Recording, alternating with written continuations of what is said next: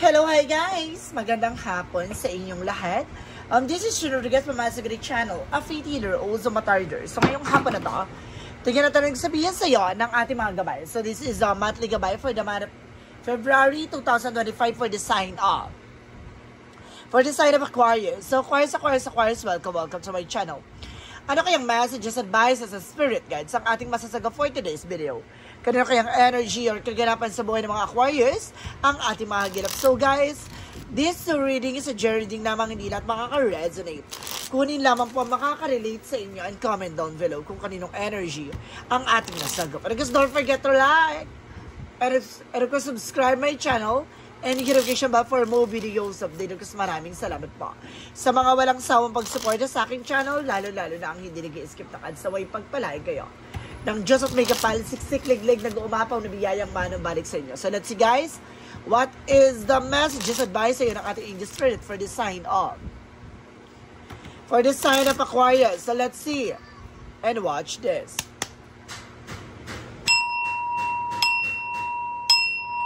Ano kaya kaganapan sa buhay ng mga Aquarius ang ating mahagilap? So guys, eto na ito ngayon at bubulabugin natin. Angel Spirit, please give me information po.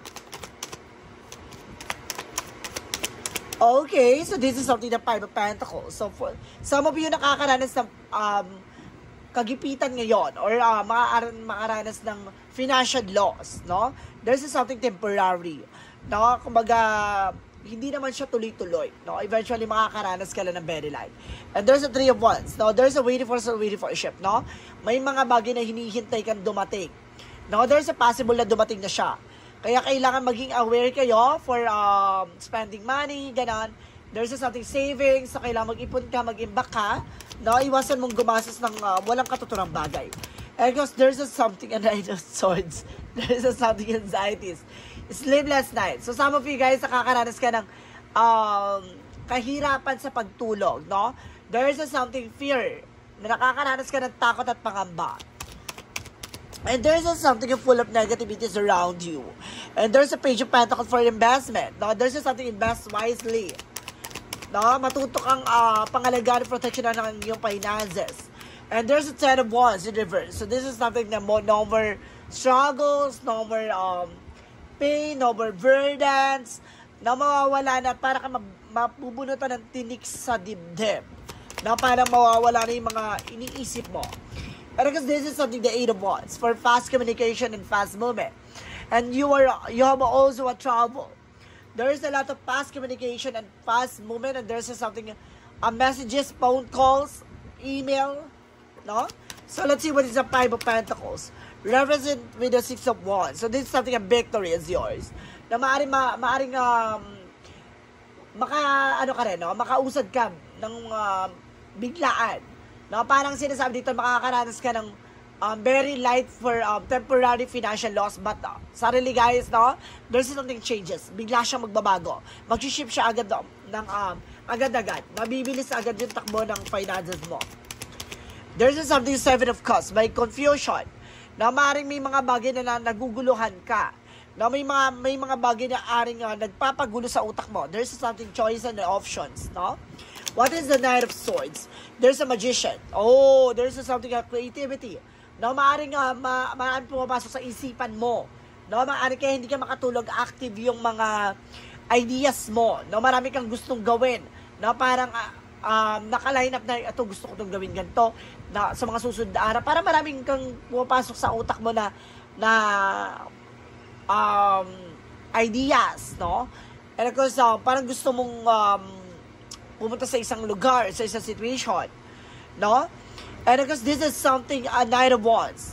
There's something slowly but surely, no? Maging mahinahon ka, no? Sa pag-i-invest ng kung ano-anong bagay, no? Huwag ka magmadali. Parang hinay-hinay lang. There's a Ten of Wands in reverse. This is something the Six of Swords with the transition. Na makakaalis ka rin sa situation. Na unti-unti ka na makakalaya for negativities. And there's a Queen of Cups. Now, there's something emotional, mature. Maaaring, kumbaga, parang mawawala yung stress mo dito and anxieties mo. No? There's something unwind. Na parang pupunta ka na ibang lugar, pupunta ka na ibang locations, or isang, kumbaga, environment, no? Parang maaliwalas, maayos, ganon. maaaring magbigay sa'yo ng trouble. What is that 5 of Pentacles and the 6 of Wands? Represent with the Queen of Swords, a bigger picture. Unti-unti mo na makikita yung possibilities, unti-unti ka na makikita yung magiging maganda ng kahihinatnan, or pagbabago sa buhay mo, na maaaring makakaranas ka ng recovery for financial loss, or either parang unti-unti mo na nararamdaman na nakakapagbayad ka na ng mga utang, problema, gano'n. Let's see what is the 3 of Wands, and of course the 7 of Cups. So this is the 10 of Pentacles for long term. Now, magkakaroon ka ng financial security, no? Magkakaroon ka na pang matagalan at maaari matupad na yung pangarap mo. Kung may hinihintay kang trouble, there's a possible na dumating yung document, the papers mo. And because the Knight of Swords, because the Magician, represented the 4 of Cups, may re-evaluate or analyze. May mga bagay na kailangan pag-isipan, may mga bagay na kailangan pagmunihan, may mga bagay na kailangan ayusin mo, no? Maaring pagdesisyonan mo. No, maaring naguguluhan ka sa mga desisyon, pero itong eksena na to kailangan alisin mo yung kumbaga paghihinaya or pagdadalawang isip. What is the Page of Pentacles? Because the Nine of Wands. So this is the Hierophant for a lesson learned. Matuto ka na how to spend money wisely, guys. No? Para matuto ka na kung paano mo panghahawakan yung finances mo, no? Kung ano yung bibilin mo, kumbaga itong property ba to or something business, no? Or something about the investment. No? Kailangan matuto kang wag madalos-dalos. Pag-isipang mabuti. There's a Page of Cups by your intuition. Tama ka ng hinala, no? Unti-unti ka na makaka-recover, unti-unti ka na makakalis sa bigat at mga pinapasa na problema. What is the 8 of Wands versus the King of Cups? Reference with the 3 of Cups. So, something a celebration, no? Unti-unti ka nang makakaranas sa mga celebration. Kumbaga, makikipag-socialize ka na with your friends, no? Bonding, gano'n. What is the outcome? And there's something happiness. And because there's something na Knight of Swords with the success driven. No, maaaring maliwanag yung utak mo na unti-unti mo na nakikita yung pagbabago. And there's the King of Pentacles. So this is something a security about sa finances. No, mas lalo kang magiging maingat ngayon sa pera. And this is something the Page of Wands, no? May magandang balita na naghihintay sa'yo. Or there's something an opportunity and good news, new plans, no? And there's a phone calls and of course messages na makakatanggap ka. So let's see what is additional messages for finances and career. So this is a Tower moment. So this is something a major changes. Na malaking magbabago magaganap sa buhay mo pagdating sa finances. No? And this is something the 8 of Swords with something isolated. No? Na parang napapalibutan ka ng toxicity and negativities. But this is something kumaga realization. Na parang ngayon mapag-iisip-isip mo na kailangan mo nang baguhin yung nakasanayan mo. Or maaaring nabago na, no, yung mga sitwasyon mo about sa finances, na parang pili mo hindi ka na makakilos, hindi ka na makagalaw. Ngayon, unti-unti ka na makakahinga na maluwag. And this is the Nine of Wands. No, there's just something, a resilience. No, kailangan mong magtiyaga. No, kailangan na magpursigi ka sa kung ano ba talagang gusto mong gawin about sa buhay mo or finances mo. Pagdating sa love life, there's a 2 of Swords, there's a decision that you need to make. So, kailangan mo magdesisyon. And there's a 2 of Pentacles, maging balance. No? Pagdating sa relationship. And there's something, the Moon card for a truth reveal. Malalaman mo lahat ng bagay o katotohanan pagdating sa iyong relasyon. And there's a 9 of Cups. No? Malalaman mo, there's something, an offer, romantic proposal, an invitation, taking action. If you are being single, maaaring may magtapat sa'yo. No? If you are being taken, no? Maaaring kumbaga magka-propose. No? Or either if you are being separated. Now, there's something apology na may hihingin tawad from the past. So, let's see what is additional messages. Pagdating naman tayo sa health, so this is something the Word card. Now, there's something the Word card represent with the success. So, it means magiging maganda ng buo ng kalusugan mo. And this is something the Ace of Cups. No? Nag-uumapaw to na kaligayahan, and this is something nag-uumapaw na magandang kalusugan. No? Magiging maganda na ang iyong health issues. So let's see what is the magical fairy messages represent what. Let's see what is the magical fairy messages represent what. Represent what? With a new home. Now magkakaroon ka ng bagong bahay. O kailangan mong lumipat sa ibang bagong bahay. And this is something practice. No? Kailangan mo i-enhance your ability and polish your skills. No? Mas lalo mong aralin, maunawaan kung ano man yung mga bagay na kailangan mong alamin So let's see what is the synchronicities. Represent what? And there's something lost. No? May mga bagay na unti-unti nang mawawala dito. Unti-unti nang, kumbaga, mawawakasan. There's something child. No? May kinalaman about sa anak mo. No? About sa bata. No? Mag-ingat kayo if you are fertile. Fertile, yung maaaring nagbubuntis ka ba? Na mag-ingat kayo, maaaring malaglagan ka or magkaroon ka ng dito, something like that. Mag-ingat kayo, no? Masyadong mahina ang kapit ng bata. Sa sinapupunan mo, mag-ingat po. And this is something of self-love. Naalagaan mo yung sarili mo dito. And because this is something in twin flame energy. Na meron ditong soulmate and twin flame, guys. So let's see what is the romance angels represent what? And there is something mystic and regret. Na may mga pagsisisi ka na nagawa mo sa nakaraan. And there is something shaper with the shifter mimicking. Ibig sabihin dito may mga nagbabalat kayo, nagpapanggap, mag-ingat. And there is something calling here from them. Na meron ka man natatanggap na tawag galing sa mga itsuserang ahas. What is the additional messages for Archangel Michael? You created the situation and you had the power to change it, no? Ikaw yung naglagay sa sitwasyon mo. Ikaw din yung makakagawa ng paraan para mabago yung landas na ginagalawan mo. And believe and trust. So, kailangan mo maniwala at magtiwala. Ganon. So, let's see what is the Montology. You are good enough. Nasapat ka na daw. Na parang lahat ng mga bagay na to, unti-unti mo nang mapagtatanto or kailangan mapagtanto na hindi ka nagkulang. And this is something prosperity lies ahead. Dito mo makikita lahat ng bagay or kagandahan sa'yo sa lahat ng aspeto ay maaaring kumaga magyabong or maaaring umunlad na. No? Ibig sabihin sa finances, no? Maaaring lumago ang yung negosyo hanap buhay. About sa love life, mas lalong mag-bloom ang yung relationship. No? Sa health, mas lalong gumanda ang kalusugan mo. And there's something door to the spirit. No? Binubuksan ng pintuan para sa spiritual. Para maunawaan mo kung ano man yung mga nangyayari sa'yo. It's all about God purpose. No? What is additional messages? And there's a patient. No? Time will come. No? Hayaan mo. Kumbaga, hayaan mo yung oras at panahon ng gumugol para na sa ganon, may sa ayos. No? Yung mga bagay na nasira. There's a takes time. And there's a patient. Kailangan mo habaan ng pasensya mo. Hindi naman yan agad-agad. No, kailangan mo ng panahon at oras nang sa ganun unti-unting humilom. Ano mga sugat, sakit ng nakaraan. Additional messages. For the chakra, so this is something facade. Mag-ingat kayo sa mga impostor and gossip na pinagchichismisan ka behind your back. Maraming mga tao nagbabalat kayo at maraming mga tao mga nagpapanggap sa harapan mo. Let's see what is additional messages with an angel spirit. Diba, nakikita mo yung gossip, no? There's something, 3 girls na may iksi ang buhok, which is nag-uusap-usap against sa'yo. Ganon. And there's something moonstone with a mystery. Na maraming misteryo sa likod ng mga bagay na nangyayari sa'yo. May mga bagay na hindi ka palubos na unawaan at nalalaman. And there's a daydream.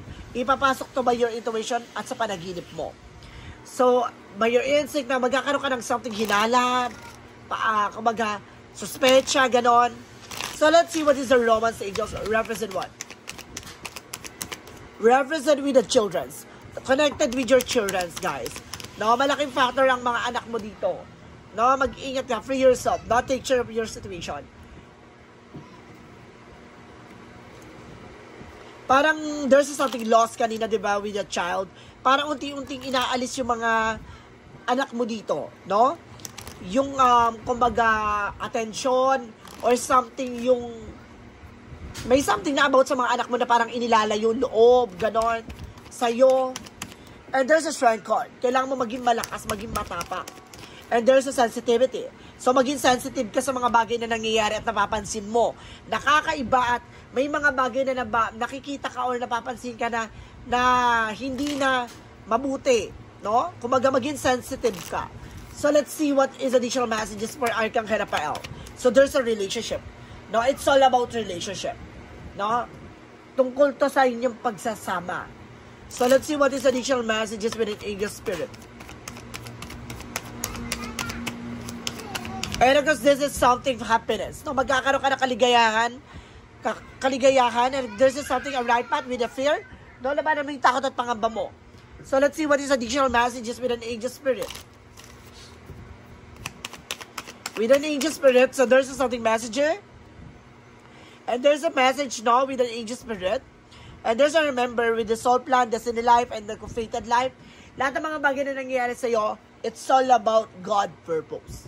No, maniwala ka na lahat ng mga bagay na yan ay nakalaan at naaring na mangyayari talaga yan. No, there's just something na, kumbaga, naka-line up na. No, this is something spiritual path. What is the eagle's answer? Represent with and listen to your intuition. Makinig ka sa gut feeling mo. Makinig ka sa visions mo, sa predictions mo. And there's a let go, na may mga bagay na kailangan kang bitawan, pakawalan, and there's a within the next few months, sa mga susunod na buwan. For Jesus' loving code said, and nothing shall be impossible to you. No, walang imposible pagdating sa iyo. So let's see what is the angel's number. Represent what? Represent 1717 for drama alert. Ay. So may something drama. Iwasan mo, kumaga mayroon dito magpapanggap. Take a few deep breath and focus inwards. You need that time to think over and consider your options. At this time, you must rely solely on yourself. You might not believe it, but you're heading in the right directions. What happened to be a little activity in just a natural part of the process. Diba?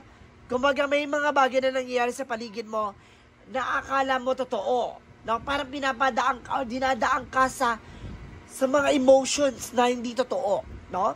May mga bagay dyan na parang pinapaniwala ka. Mag-ingat ka. No? Meron ditong parang nagpapanggap. No? Matuto ka. Kumbaga, tuklasin mo. No? Dapat matutunan mong makiramdam. So let's see what is the messages of life. Represent what?